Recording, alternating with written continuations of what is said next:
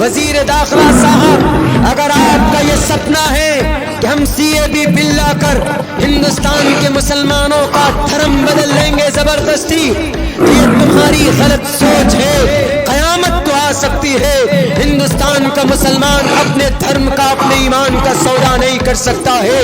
پتہ ہمارے رگوں کے اندر کن کا خون ہے؟ ہمارے رگوں کے اندر صحابہ کرام کا خون ہے۔ بی بی سمیہ کو بیچ سے چیر دیا گیا تھا، لیکن ایمان کا سودا نہیں کیا تھا۔ حضرت بلال حبشی کے جسم میں سراغ کیا گیا تھا، لیکن اپنے ایمان کا سودا نہیں کیا تھا۔ حضرت امام احمد ابن حنبل کے پیٹھ پر 20,000 کوڑے برسائے گئے تھے، ایمان کا سودا نہیں کیا تھا۔ حضرت امام مالک کی انگلیاں کاٹی گئی تھی، ایمان کا سودا نہیں کیا تھا۔ حضرت حسین احمد مدنی کے لیے شوٹ وارنٹ ہوا، ایمان کا سودا نہیں کیا۔ قاسم نانوتری کی کن پٹی پر گولی لگی، ایمان کا سودا نہیں کیا۔ مولانا فضل حق خیر آبادی کو 3 سال تک جزیرے انڈمان نکوبار مالٹا کی تاریخ کے اندر کال کوٹری کے اندر ڈال دیا گیا، ایمان کا سودا نہیں کیا۔ آج بھی عبداللہ 30 کروڑ مسلمانوں کے طرف سے یہ ترجمانی کر کے تیرے کان تک آواز پہنچانا چاہتا ہے۔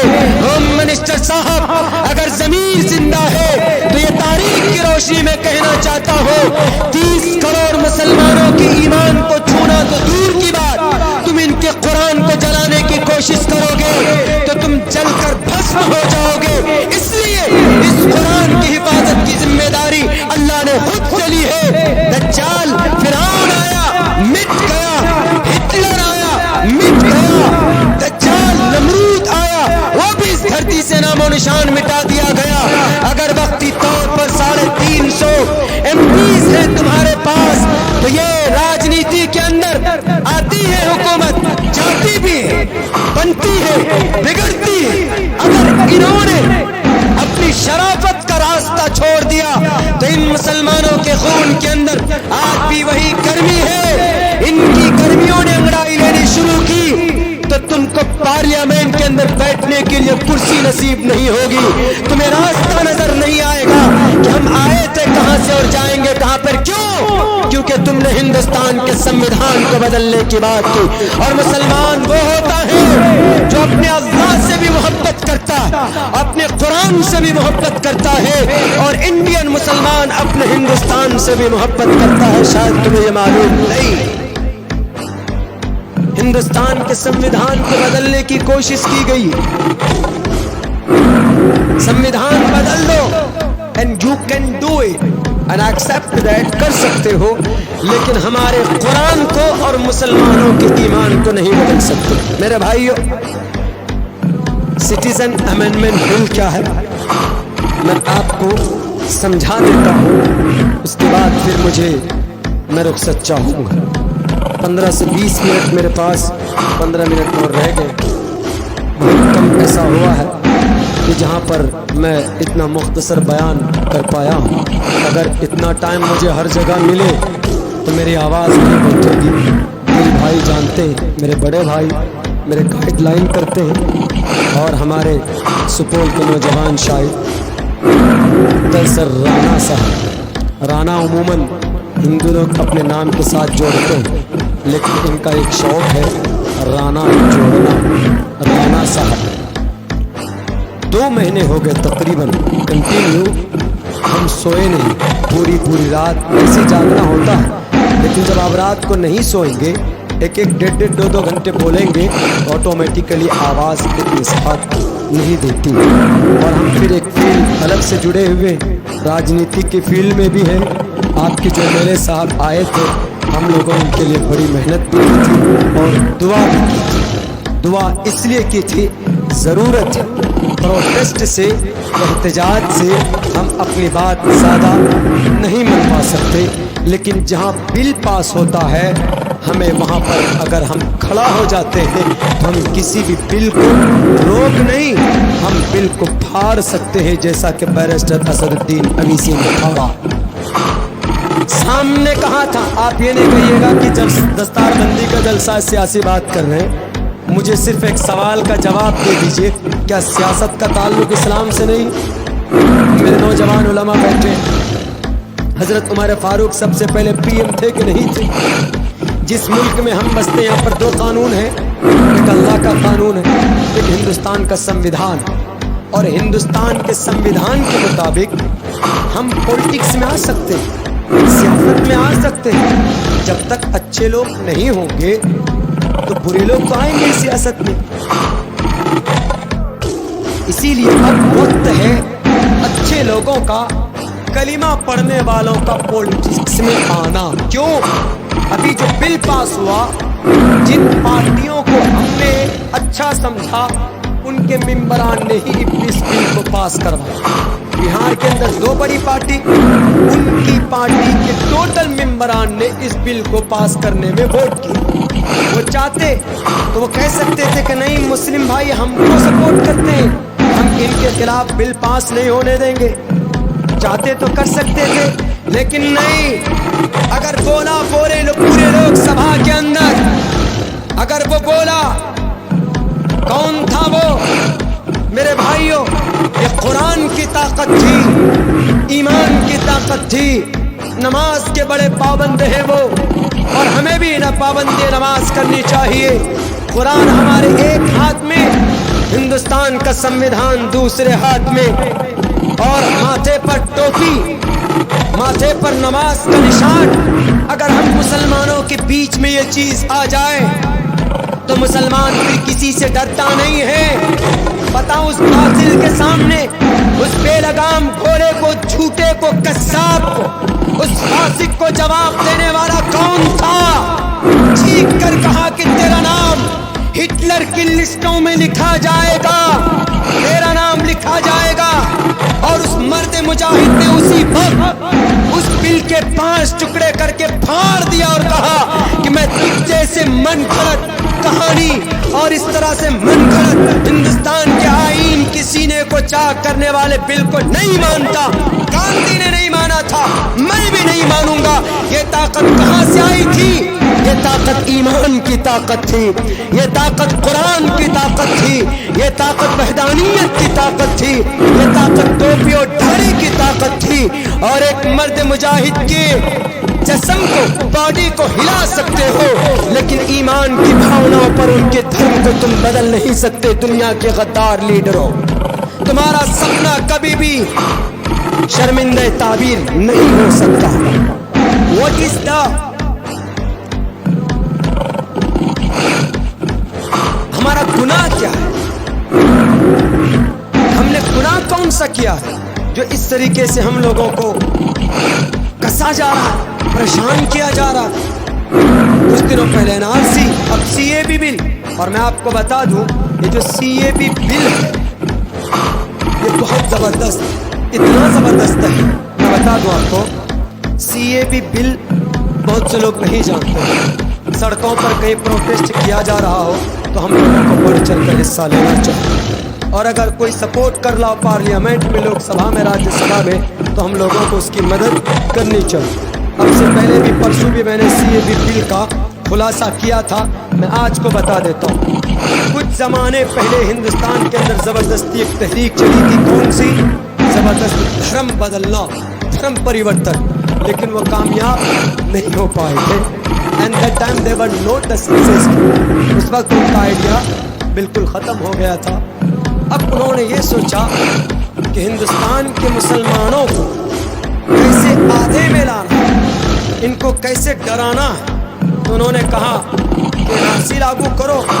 तो सोचा कि एनआरसी में तो मुस्लिम से ज़्यादा हिंदू फंस जाते हैं। जैसे आसाम में फंसा 12.5 लाख हिंदू फंस गए, 7 लाख ही मुसलमान थे।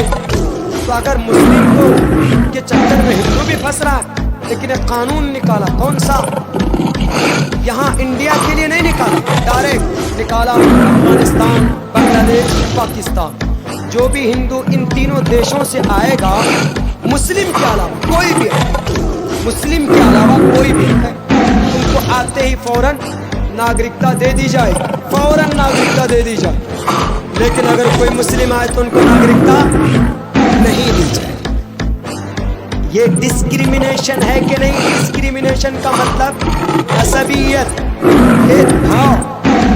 جو کہ ہندوستان کے سنویدھان میں بھید بھاؤ ایسا کچھ نہیں.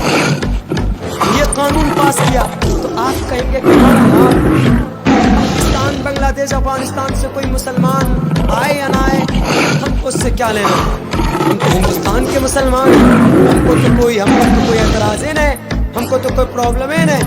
اب دیکھیے بہانہ ان 3 دیشوں کا, اگر وہاں سے کوئی ہندو آئے فوراً ناگرکتا, کوئی مسلم آئے ناگرکتا نہیں گھسپیٹ.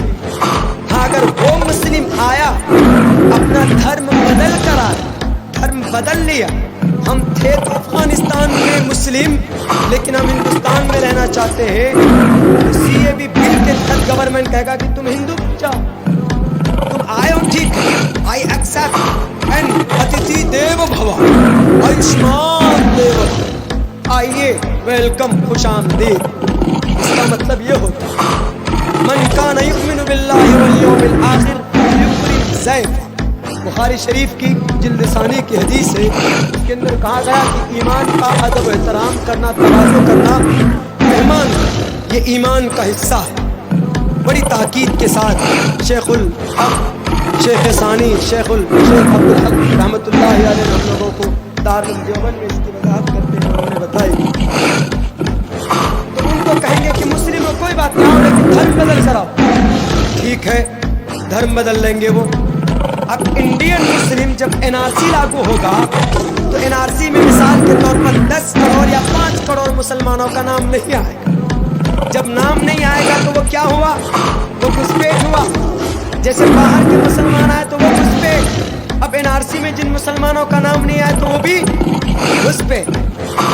اب اگر ہندو کا نام نہیں آتا ہے این آر سی میں تو ہندو کے لیے تو قانون ہے سی اے بی بل, وہ فوراً سی اے بی بل کے تحت ناگرکتا لے لے گا. بچ گیا بیچارہ مسلمان. جن کا نام این آر سی میں نہیں ہے تو ان کے لیے 2 ہی راستہ, ایک راستہ یہ ہے کہ سی اے بی بل کے تحت تم کو ہندو بننا پڑے گا تب تم کو ناگرکتا ملے گی, اگر نہیں تم مسلم ہی رہنا چاہتے ہو تو تم اپنی ناگرکتا ثابت کرو. چھوٹی سی بھی پرابلم ہوگی نا اس کی ڈاکومنٹس میں تو اس کو ریجیکٹ کرو. اس کو کہے گا گورنمنٹ سپریم کورٹ جاؤ, ہائی کورٹ جاؤ, لاکھوں کروڑوں روپے خرچ کر لے گا لیکن ناگرکتا ثابت نہیں کر پائے گا. اخیر کے اندر وہ گھسپیٹ رہے گا. اب گھسپیٹ کے لیے کیا ہے, تو گھسپیٹ کے لیے بنایا جاتا ہے ڈیٹینشن کیمپ, جو کہ جیل سے بھی زیادہ خطرناک ہوتا ہے.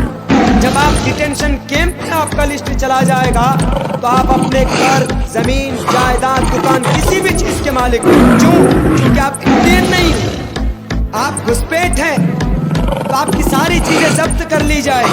لیکن جب آدمی کو ڈیٹینشن کیمپ میں جانے کی باری آئے گی نا تو مسلمان کہے گا کہ بھیا ایسا ہے میں تو آ رہا ہوں سی اے بی بل کے تحت, میرا نام بدل دیجئے, میرا نام شنکر ہے, نام عبد الرحمان ہوگا, لیکن چونکہ ناگرکتا لینا ہے کہے گا میرا نام شنکر, میرا بھگوان کا نام وشنو, میرے مندر کا نام مہاکالی اور میرا باپ کا نام واسودیو. اپنا نام سب کچھ بدل سدل کر کے اپنی پراپرٹی اور ڈیٹینشن کیمپ میں بچنے سے پہلے یہ اپنا سب کچھ بدل لے گا. 30 کروڑ مسلمانوں میں 15 کروڑ مسلمان ایسے ہیں جو کمزور ایمان والے, جن کا شریعت سے کوئی لینا دینا نہیں, وہ اپنی ناگرکتا بچانے کے لیے فوراً اپنے دھرم کو بدل لیں گے, وہ ہندو بن جائیں گے. یعنی 1-2 مہینے کے اندر ہندوستان کے اندر 10 سے 15 کروڑ مسلمان مرتد ہو جائیں گے, ملحد ہو جائیں گے. یہ پلاننگ ہے ہندوستان کے گورنمنٹ کی. اسی لیے ہم چیخ کر کہیں گے اگر تمہیں دشمنی لینی مسلم بادشاہوں کی وجہ سے, دشمنی تم اگر کرنا چاہتے ہو تو تم ان مسلم بادشاہوں سے ان سے تم بدلا لو. آج کے ہندوستان کے مسلمان تو دل و جان سے اس دیش سے محبت کرتے. اگر تم کہتے ہو کہ اورنگزیب نے مندر توڑا تھا اسی لیے ہم ہندوستان کے مسلمانوں کو اس کی سزا دیں گے, تو ایک بات بھول جاؤ, اتحاد کو توڑ مروڑ کر پیش کرنے کی کوشش کی گئی. میرے پاس وقت نہیں ورنہ میں بالتفصیل آپ کو 1175 سال تک ہندوستان کے مسلم امپائر نے جو حکومت کی ان کی تاریخ کیا ہے ان کی ہسٹری کیا ہے, ان کا اتہاس کیا ہے. ہندوستان کے ہندو بھائیوں کو جو سویدھا اکبر بادشاہ کے زمانے میں دی گئی, کسی اور بادشاہ کے زمانے میں نہیں دی گئی. ٹوٹل ہندو بھائیوں سے ٹیکس کو معاف کرایا. لیکن یہ صرف دشمنی ہے.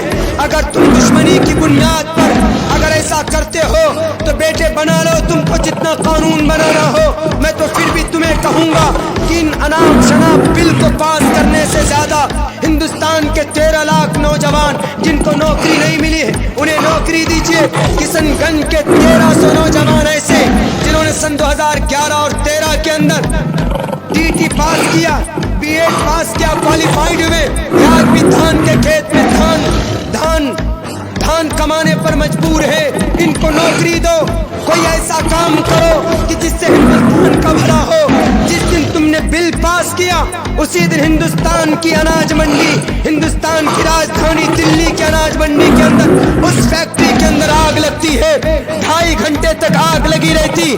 تمہارے پاس اتنے آلات تھے ہی نہیں, ایسی فیسلٹیز نہیں تھی کہ ان 5 بلڈنگ میں پھنسے ہوئے نوجوانوں کو, ان مزدوروں کو باہر نکالتے. بل پاس کرنے کے لیے تمہارے پاس پیسے ہوتے, اور اگر کہیں کسی بلڈنگ میں آگ لگ جائے تو اس بلڈنگ سے مزدوروں کو نکالنے کے لیے تمہارے پاس کوئی راستہ نہیں. 32,000 کروڑ کا تم بت بنا دیتے ہو, لیکن تم تو ہیلی کاپٹر نہیں بنا سکتے جس سے اوپر سے آسمان سے پانی ان کا دمکل بنایا جائے اور ان کے ذریعے سے کہیں پر بھی اگر ایسا عظمت اگر کہیں پر آگ لگ جائے, گاڑی نہ وہاں پر جائے, وہاں پر فائر بریگیڈ اگر نہ جائے تو ہیلی کاپٹر کے ذریعے پانی سے بارش کر کے ان کو بچایا جائے.